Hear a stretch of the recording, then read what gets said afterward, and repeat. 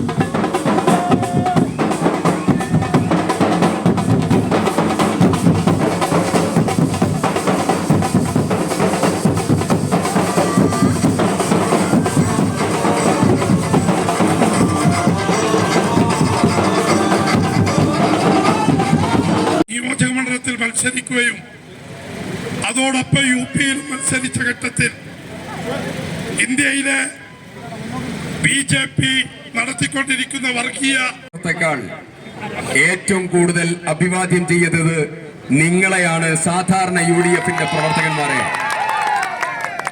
നിങ്ങളുടെ കഠിനാധ്വാനത്തെ, ഊണും ഉറക്കവും ഒഴിഞ്ഞതായിരിക്കുന്ന കഠിനാധ്വാനത്തെ, അത് അവസാനം ഇലക്ട്രോണിക് വോട്ടിംഗ് മെഷീനിൽ ഓരോ വ്യക്തിയും വോട്ട് പതിക്കുന്നതുവരെ ജാഗ്രതയോടുകൂടി ഉറങ്ങാതെ അവരുടെ എല്ലാ പ്രവർത്തനങ്ങളിലും പങ്കാളിയായി അവരെ കൊണ്ടുവന്ന് വോട്ട് ചെയ്യിപ്പിക്കാൻ നേതൃത്വം കൊടുത്ത വയനാട് പാർലമെന്റ് മണ്ഡലത്തിലെ, ഈ നിയോജക മണ്ഡലത്തിലെ കൽപ്പറ്റ മുനിസിപ്പാലിറ്റിയിലെ മുഴുവൻ യുഡിഎഫ് പ്രവർത്തകന്മാരെയും പ്രിയപ്പെട്ട പ്രിയങ്ക ഗാന്ധി അതുപോലെ ഐക്യ ജനാധിപത്യ മുന്നണി എല്ലാവരുടെയും പേരിൽ നിങ്ങളെ പ്രത്യേകം അഭിവാദ്യം ചെയ്യാൻ ആഗ്രഹിക്കുന്നു. നിങ്ങളെ പ്രത്യേകം നന്ദിയോടുകൂടി ഓർക്കാൻ ആഗ്രഹിക്കുന്നു. ഈ തെരഞ്ഞെടുപ്പിൽ നമ്മൾ വല്ലാതെ വൈഷമ്യം നേരിട്ട ഒരു തെരഞ്ഞെടുപ്പാണ്. ആ വൈഷമ്യത്തിന് കാരണമുണ്ടായിരുന്നു. തെരഞ്ഞെടുപ്പ് കഴിഞ്ഞപ്പോ പോളിംഗ് ശതമാനം 2019 പോളിംഗ് ശതമാനത്തെക്കാൾ കുത്തനെ അങ്ങിടിഞ്ഞു. 2024 കുത്തനെ അങ്ങിടിഞ്ഞു. സ്വാഭാവികമായി ആളുകൾ പറഞ്ഞു, ഇടതുപക്ഷം പറഞ്ഞു, പത്രപ്രവർത്തകർ ഞങ്ങളോട് പറഞ്ഞത് ഇടതുപക്ഷ ക്യാമ്പിൽ വലിയ സന്തോഷമാണ് പോളിംഗ് ശതമാനം കുറഞ്ഞപ്പോ. BJP ക്യാമ്പിൽ വലിയ ആഹ്ലാദമാണ് പോളിംഗ് ശതമാനം കുറഞ്ഞപ്പോ. ഞങ്ങൾ അന്ന് പറഞ്ഞു ഞങ്ങളുടെ വോട്ടുകൾ കുറയില്ല, ഞങ്ങളുടെ വോട്ടുകൾ അല്ല കുറഞ്ഞത് മുഴുവൻ ഞങ്ങൾ കണക്കെടുത്തു. 2 ദിവസം ഞങ്ങൾ ആരും ഉറങ്ങിയിട്ടില്ല, നിങ്ങളും ഉറങ്ങിയിട്ടില്ല. നമ്മൾ കണക്കെടുപ്പിലായിരുന്നു. തെരഞ്ഞെടുപ്പ് കഴിഞ്ഞ് ഒന്ന് വിശ്രമിക്കാൻ നിങ്ങളെ ഞങ്ങൾ ആരും അനുവദിച്ചിട്ടില്ല. ആ ഉത്തരവാദിത്തം ഏറ്റെടുത്ത് കണക്കുകൾ പരിശോധിച്ചപ്പോ നമ്മൾ കണ്ടതായ യാഥാർത്ഥ്യം, CPM-ന്റെ പ്രവർത്തകർ, LDF-ന്റെ പ്രവർത്തകർ, BJP-യുടെ പ്രവർത്തകർ, നാട്ടിലുണ്ടായിട്ടും വോട്ട് ചെയ്യാത്തവർ, അവരുടെ നീണ്ട നിര അവസാനം നമുക്ക് കൃത്യമായി ബോധ്യപ്പെട്ടു. അന്ന് നമ്മൾ പറഞ്ഞു 4 ലക്ഷം വോട്ടിന്റെ ഭൂരിപക്ഷത്തിന് പ്രിയങ്ക ഗാന്ധി ജയിക്കും എന്ന കാര്യത്തിൽ തർക്കം വേണ്ട. ഇന്ന് വോട്ടെണ്ണി കഴിഞ്ഞപ്പോ 4 ലക്ഷത്തിലധികം വരുന്ന മഹാഭൂരിപക്ഷത്തിന് ഇന്ത്യൻ പാർലമെന്റിലേക്ക് പ്രിയപ്പെട്ട പ്രിയങ്ക ഗാന്ധി കടന്നു പോകുമ്പോ വയനാട് പാർലമെന്റ് മണ്ഡലം ഒരു പുതിയ ചരിത്രം രചിക്കുകയാണ്. പ്രിയങ്ക ഗാന്ധിയുടെ പാർലമെന്റിലേക്കുള്ള വലിയ തെരഞ്ഞെടുപ്പാണ്. 35 കൊല്ലത്തോളം പലർക്കും വേണ്ടി അവർ വോട്ട് അഭ്യർത്ഥിച്ചിട്ടുണ്ട്, പലർക്കും വേണ്ടി അവർ സംസാരിച്ചിട്ടുണ്ട്, പലർക്കും വേണ്ടി അവർ തെരഞ്ഞെടുപ്പിന് ചുക്കാൻ പിടിച്ചിട്ടുണ്ട്. പക്ഷേ അവർ ഈ വയനാട്ടിലേക്ക് തെരഞ്ഞെടുപ്പിന് വന്നപ്പോ ആ തെരഞ്ഞെടുപ്പിനെ നിയന്ത്രിച്ചത് വയനാട്ടിലെ സാധാരണ UDF-ന്റെ പ്രവർത്തകന്മാരാണ് എന്ന് അഭിമാനത്തോടുകൂടി ചൂണ്ടിക്കാണിക്കാൻ ആഗ്രഹിക്കുന്നു. ഒരു കാര്യം കൂടെ പറയുന്നു, തെരഞ്ഞെടുപ്പിനോട് ഏത് സ്ഥാനാർത്ഥിയാണെങ്കിലും ആ സ്ഥാനാർത്ഥിയോട് നീതി പുലർത്തേണ്ട ഉത്തരവാദിത്തം ഓരോ മുന്നണികൾക്കുണ്ട്. സങ്കടകരം എന്ന് പറയട്ടെ, ഇടതുപക്ഷം അവരുടെ സ്ഥാനാർത്ഥിയോട് നീതി പുലർത്തിയിട്ടില്ല, BJP അവരുടെ സ്ഥാനാർത്ഥിയോട് നീതി പുലർത്തിയിട്ടില്ല. കഴിഞ്ഞ തെരഞ്ഞെടുപ്പും ഇപ്പോഴത്തെ തെരഞ്ഞെടുപ്പും ഞങ്ങൾ അഭിമാനത്തോടു കൂടി പറയുന്നു, 2019-നേക്കാൾ 2024-നേക്കാൾ ഏറ്റവും വലിയ പോളിംഗ് പെർസെന്റേജ് പ്രിയങ്ക ഗാന്ധിക്ക് വാങ്ങിക്കൊടുത്ത ഒരു തെരഞ്ഞെടുപ്പാണ് ഈ തെരഞ്ഞെടുപ്പ്. കൽപ്പന നിയോജക മണ്ഡലത്തിൽ ഏറ്റവും വലിയ ഭൂരിപക്ഷം 58,000-ൽ പരം ഭൂരിപക്ഷം പ്രിയങ്ക ഗാന്ധിക്ക് അനുകൂലമായി ചെയ്തു തീർക്കാൻ, നേതൃത്വം കൊടുക്കാൻ നിങ്ങൾക്ക് ഏവർക്കും സാധിച്ചിരിക്കുന്നു.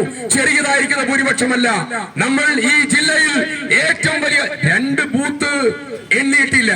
ടെക്നിക്കൽ റീസണായി അത് തുറക്കാൻ പറ്റിയിട്ടില്ല. അതൊന്ന് മെച്ചനയിലെ 19-ാം ബൂത്തും മറ്റൊന്ന് 158-ാം ബൂത്തുമാണ്. എന്റെ ഓർമ്മ ശരിയാണെങ്കിൽ അത് മേപ്പാടിയിലെ ബൂത്ത. 2 ബൂത്തും നമ്മുടെ ഉരുക്ക് കോട്ടയാണ്. നമ്മുടെ ഭൂരിപക്ഷം യഥാർത്ഥത്തിൽ 60,000 എത്തുമായിരുന്നു. ആ 2 ബൂത്ത് കൂടെ എണ്ണിയിരുന്നുവെങ്കിൽ. ഞാൻ ഒരു കാര്യം പറയുന്നു, ഇനി നമ്മുടെ ഉത്തരവാദിത്വം ജയിപ്പിച്ച ജനങ്ങളോടുള്ള തീർത്താൽ തീരാത്ത കടപ്പാട് നമ്മൾ ഓരോന്നോരോന്നായി പൂർത്തീകരിക്കുകയാണ്. പ്രിയങ്ക ഗാന്ധി വിളിച്ചിരുന്നു നിങ്ങൾ എല്ലാവരെയും കാണാൻ, നമ്മളെ കാണാൻ. അവരുടെ മനസ്സ് മുഴുവൻ ഇവിടെയാണ്, വയനാട്ടിലാണ്. ഉടനെ വരും എന്ന് അവർ പറഞ്ഞിരിക്കുകയാണ്. അവർ വരുന്ന സന്ദർഭത്തിൽ കുടുംബത്തോടൊപ്പം ജനങ്ങളെ കൂട്ടി അവരെ കാണാൻ, അവരോട് സംസാരിക്കാൻ നമ്മളെല്ലാവരും ഉണ്ടാകുമെന്ന് അവർക്ക് ഈ പൊതുസമൂഹത്തിൽ വെച്ച് ഉറപ്പ് നൽകാൻ ആഗ്രഹിക്കുന്നു. നമ്മുടെ നീറുന്ന പ്രശ്നങ്ങൾ പരിഹരിക്കാൻ, രാഹുൽ ഗാന്ധിയുടെ തുടർച്ചയായി നമ്മൾ നേരിടുന്ന ഓരോ പ്രശ്നങ്ങൾ പരിഹരിക്കാൻ, രാത്രിയാത്രാ നിരോധനം പരിഹരിക്കാൻ, അതുപോലെ നമ്മുടെ റെയിൽവേ പ്രശ്നം പരിഹരിക്കാൻ അവർ കർണാടകയുമായി ഇപ്പൊ തന്നെ സംസാരിച്ചു കഴിഞ്ഞു. അവർ അങ്ങോട്ട് വരുന്നുണ്ട്, ബാംഗ്ലൂരിലേക്ക് വരുന്നുണ്ട്. വയനാടിനെ കാക്കാൻ സഹായിക്കണമെന്ന് പറഞ്ഞപ്പോ പൂർണ്ണ മനസ്സോടുകൂടി സഹായിക്കുമെന്ന് കർണാടക ഉറപ്പ് നൽകിയിട്ടുണ്ട്. നമ്മുടെ രാത്രിയാത്രാ നിരോധനം, നമ്മുടെ ട്രൈബൽ ഡെവലപ്മെന്റുമായി ബന്ധപ്പെട്ട പ്രശ്നങ്ങൾ, നമ്മുടെ കർഷകരുടെ പ്രശ്നങ്ങൾ, നമ്മുടെ മെഡിക്കൽ കോളേജിന്റെ ഓരോ പ്രയാസങ്ങൾ, നമ്മുടെ ബദൽ റോഡിന്റെ പ്രശ്നങ്ങൾ, നമ്മുടെ കർഷകന്റെ പ്രയാസങ്ങൾ ഉൾപ്പെടെ ഏതെല്ലാം പ്രശ്നങ്ങൾ നമ്മൾ നേരിടുന്നോ ആ പ്രശ്നങ്ങൾ മുഴുവൻ അവധാനതയോടുകൂടി പരിഹരിക്കാൻ ഏറ്റവും വലിയ ഒരു ലീഡർഷിപ്പ് രാഹുൽ ഗാന്ധിയോടൊപ്പം നമുക്ക് ലഭിച്ചിരിക്കുകയാണ്. ആ ആദ്യം ഏറ്റെടുക്കുന്ന ദൗത്യം പാർലമെന്റ് സമ്മേളനം 25-ാം തീയതി ആരംഭിക്കും. ആദ്യം ഏറ്റെടുക്കുന്ന ദൗത്യം അങ്ങവിടെ ചൂരൽമലയിലെ മുണ്ടകയിലെ പാവപ്പെട്ട ആളുകൾ ജൂലൈ 30-ാം തീയതി പുലർച്ചെ 1:30 മണിക്ക് ആ കുടുംബത്തെ മുഴുവൻ ഉരുൾ വിഴുങ്ങിയപ്പോ ഓടി വന്നവരാണ് രാഹുൽ ഗാന്ധിയും പ്രിയങ്ക ഗാന്ധിയും. നയാ പൈസ ഇതുവരെ കേന്ദ്ര സർക്കാർ നൽകിയിട്ടില്ല. സംസ്ഥാന സർക്കാർ ഇതുവരെ കാര്യമായ ഒരു പദ്ധതിയും ഇവിടെ പ്രഖ്യാപിച്ചിട്ടില്ല. അതുകൊണ്ട് തന്നെ ആദ്യത്തെ ദൗത്യം അതിന്റെ അവരുടെ പുനരധിവാസമാണ്. അവർക്കുള്ള പണം എത്തിക്കാൻ ആവശ്യമായ നടപടികളാണ്. L3 കാറ്റഗറിയിൽ ഈ ദുരന്തത്തെ പ്രഖ്യാപിക്കാൻ വിമുഖത കാട്ടുന്ന നരേന്ദ്രമോദിയുടെ മുഖത്ത് നോക്കി ഇത് ശരിയല്ല എന്ന് പറയാൻ അഭിമാനത്തോടു കൂടി ചൂണ്ടിക്കാണിക്കാൻ ഒരു ധീരമായ ലീഡർഷിപ്പ് നമുക്കുണ്ട്. രാജ്യത്തിന് വേണ്ടി പടഞ്ഞു മരിച്ച ഇന്ദിരാഗാന്ധിയുടെ പ്രിയപ്പെട്ട പേരക്കുട്ടി, രാജ്യത്തിന് വേണ്ടി പടഞ്ഞു മരിച്ച രാജീവ് ഗാന്ധിയുടെ പ്രിയപ്പെട്ട മകൾ, രക്തസാക്ഷിത്വത്തിന്റെ പാവനമായ കഥ പറയുന്ന വീട്ടിൽ നിന്ന് വയനാടിന്റെ മാമരം നാടുകളിലൂടെ കറങ്ങി ഇവിടെയുള്ള ജീവന പ്രശ്നങ്ങൾ പരിഹരിക്കാൻ ഇതിന് നേതൃത്വം കൊടുക്കാൻ പാർലമെന്റിലേക്ക് അവരെ മഹാഭൂരിപക്ഷത്തിന് തെരഞ്ഞയച്ച നിങ്ങളെല്ലാവരെയും അഭിവാദ്യം ചെയ്തുകൊണ്ട് അവസാനിപ്പിക്കുന്നു. അഭിവാദനങ്ങൾ. ജയ് ഹിന്ദ്. ഈ തെരഞ്ഞെടുപ്പിൽ വമ്പിച്ച വിജയം നമുക്ക് കൈവരിക്കാൻ വേണ്ടി കഴിഞ്ഞിരിക്കും. ആ വിജയം ഈ നാട്ടിലെ ജനങ്ങൾ വ്യക്തമായി ഒരു കാര്യം മനസ്സിലാക്കിയിരിക്കും. ഈ രാജ്യം ഭരിച്ചുകൊണ്ടിരിക്കുന്ന കഴിഞ്ഞ 10 വർഷമായി രാജ്യത്തെ ജനങ്ങളെ ഭിന്നിപ്പിച്ചുകൊണ്ട് വർഗീയത ആളിക്കത്തിച്ചുകൊണ്ട് ഈ രാജ്യത്തെ അധികാരം പിടിച്ചടക്കുന്നതിന് വേണ്ടി മുന്നോട്ട് പോകുന്ന BJP എന്ന വർഗീയ ഫാസിസ്റ്റിനെ ഈ രാജ്യത്ത് തളച്ചിടുന്നതിന് വേണ്ടിയാണ് ശ്രീമാൻ രാഹുൽ ഗാന്ധിയും ശ്രീമതി പ്രിയങ്ക ഗാന്ധിയും അതിനുവേണ്ടി പൊരുതുന്നത് നമുക്കറിയാം. നമ്മളെ സംബന്ധിച്ച് ഈ പിന്നോക്കം നിൽക്കുന്ന ജില്ലയുടെ വികസനത്തിന് വിവിധങ്ങളായ പദ്ധതികൾ നമുക്ക് നടപ്പാക്കാനുണ്ട്. ആ പദ്ധതികൾക്ക് നടപ്പാക്കുന്നതിന് വേണ്ടി പ്രാദേശികമായ ഓരോ പ്രശ്നങ്ങളിലും പ്രിയങ്ക ഗാന്ധിക്ക് കൂടെ വന്ന് പര്യടനം നടത്തിയപ്പോൾ ആ പ്രശ്നങ്ങൾ മനസ്സിലായിട്ടുണ്ട്.